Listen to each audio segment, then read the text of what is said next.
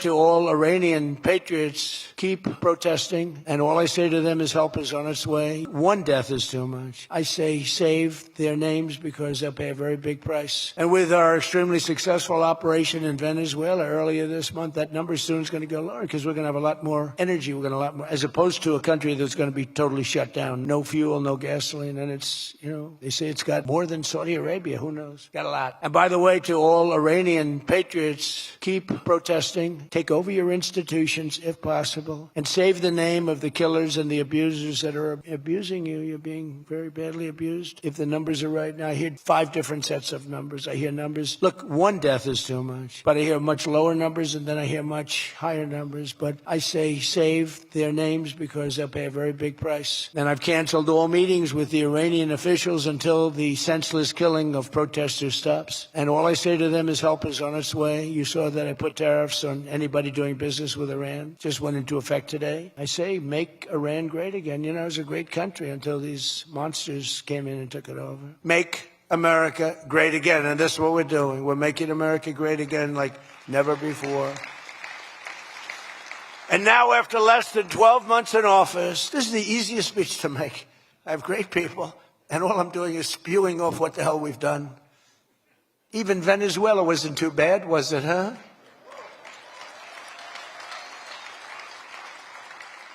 But you have people, Democrats, they say, I don't know if we should have done Venezuela. I don't know. Anybody that says that hates our country, okay? That was as flawless an attack as there has ever been. And they asked us to help them. They have 50 million barrels of oil. They said, take it. It's $5 billion. And we did. We're working with the Venezuelan people and representatives, and it's amazing. But that was an amazing situation. But we did al-Baghdadi, flawless. We did Soleimani, flawless. We did the Iran nuclear attack where we wiped out their nuclear capacity, which would have been very bad. You wouldn't have peace in the Middle East, flawless. We did them all flawless. I want to keep it going that way, too. I like flawless. Think about Jimmy Carter, the great Jimmy Carter, with the helicopters crashing, the hostages all over the place. Remember that one? Think about Sleepy Joe Biden with Afghanistan. What a disaster. The most embarrassing day in the history of our country, in my opinion. Stagflation. How many times have you heard the word? We hit it with Joe. We hit everything. What a disaster. Meaning low growth and high inflation. How does that work? Not good. So you have lousy growth and high inflation. In fact, it's the lowest growth ever and the worst inflation in the history of our country. That is really tantamount to not having a good 4 years, right? In other words, Sleepy Joe and the people that ran the auto pen were a complete and total disaster for our nation. They were a disaster for our nation. Had they won the election less than 1 year ago, we would have been, as I've often said, Venezuela on steroids. Now I'm Venezuela's biggest fan. We're working with them, but they came down from a very high number to a disaster, a disaster. And we would have been Venezuela on steroids, and we're bringing Venezuela back, and we're going to be great for Venezuela, great for our country. We're taking in, as I said, there was the tariff that made America strong and powerful in past generations, and then we got off it and we went to the income tax system. Great going, fellas. We were the strongest in 1887, relatively speaking. That was around the McKinley time, Teddy Roosevelt and some others, but we were really strong. It was all tariffs. And I know what happened. Some of these countries got together and they say, hey, convince the United States that it's no good, the tariff system is unfair to us. And so some genius, I know who, I don't want to get into it, but some genius said, let's go to an income tax system. So instead of foreign companies and countries paying everything, the people started paying. And then after that, you had a depression, but that was a long time. That was in like 1913, you had the tariff switched into income tax. And then in and they like to blame tariffs. You ever notice they blame tariffs? No, they brought tariffs back in 1932. They brought them back to try and save the sucker. But it was in 1929, because a lot of people, the anti-tariff people. Now, an anti-tariff person is a pro-Chinese person, like Coke. This guy's fought me in every election I've ever been in, and I've kicked his ass. He inherited a lot of money. And I don't know the gentleman. But he fights me, and then he goes out and says, I made more money with Trump than I ever made in my life. And then he supports these other people that were total losers. Gives them a lot of money, but he made more money. Everybody makes money with me. I always made money for people. Now it's tariffs that are making money for Michigan, and the entire country is stronger and safer and richer than ever before outside of that period of time. Now, if they had what was called the Great Tariff Act of 1887 or something like that, and it was a great group of people like yourselves, they picked really smart people to sit on a committee. They had so much money, they didn't know what to do with it, and they wanted to have the money given away. You know, we built the Panama Canal out of tariffs. We did a lot of things. Panama Canal was the single biggest investment, relatively speaking, that this country's ever made. Would be the equivalent of trillions of dollars today. And Jimmy Carter gave it away for $1. Because now if they want to come in and build the plant and hire you and hire your friends and your neighbors, that's great. I love that. Let China come in, let Japan come in. They are. And they'll be building plants, but they're using our labor. U.S. auto factories are now seeing more than $70 billion of new investment. Think of that. They were leaving. They were all going. They were going in the opposite direction. Now they're pouring back. It's the greatest. Nobody's ever seen anything like it. And much of that money is coming right here to the car-making capital of the world, Detroit. You lost, so many places.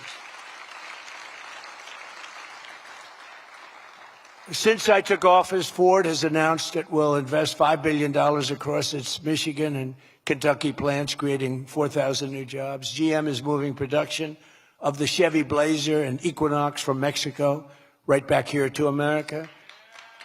Right? Is my favorite auto worker here by any chance? You know who I'm talking about. What happens? Where's Brian? Brian, oh, I see. He made some cash. He's have to fly. Oh, he's been very disloyal to Detroit. We're going to have to. He is such a great guy, right? Man, that guy fought for me when it wasn't the popular thing to do. He fought for me from day one. Well, you tell him I said hello to him, all right? That guy, he got it. 4 years ago, he got it, right at the beginning. He understood it better than anybody, better than the great economists. They had no clue. And Stellantis is investing $13 billion to expand its U.S.-based manufacturing plant by more than 50%. Stellantis doing a good job. Never before has an administration achieved such sweeping and dramatic turnarounds as have taken place just in this very short period of time. You're talking about 11 months. 11 months and you have a different business. 11 months and you're booming. I just spoke to an AI guy, and that's booming too. You know, we're leading China in AI by a lot. I'm letting them build their own electric plants because people are saying, the amount of electricity they need twice as much as electricity currently in the United States for every other business, home, factory. They need double. So I said, we can't do that.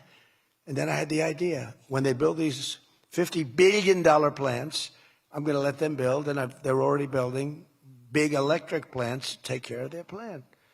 And any excess electricity, they'll sell it back to our country. It's an unbelievable, and therefore we're going to build, I think if they really added, you hear how much, and I have great respect for China, but you hear they're building a lot of electricity, but we are too. But we're having it built privately. They're going to own their own electric. They're becoming their own electricity producer. And when they heard this idea, they thought it was great, but they didn't take it seriously because they said it's too good to be true. But then they realized that I was serious. They were getting them 2- and 3-week approvals. They don't have to wait for 20 years before they get rejected. In the old days, they had to wait for 20 years, and then they get rejected at the end of 20 years. Guys would give up their whole career trying to get one approval, and then they get rejected. In every aspect of our agenda, we're putting America first, and nothing will stand in our way. Nothing's going to stand in our way. Nothing. They have horrible policy. Thank God they have horrible policy because they're smart, they're evil, they're vicious, but they're bad policy. For instance, you could be a genius and try selling men playing in women's sport. You could be a genius, try selling transgender for everybody, open borders, let the world come in. Let the world's prison population come into the United States, including all of the murders, 11,888. That's what we're trying to get out of Chicago and Minnesota and these places. So they stick together, which I admire because I'm a very loyal person, but they have horrible policy. Can you imagine if they had good policy? They were on this morning talking all the reasons that men should be playing in women's sports. They had a football guy there, flag football.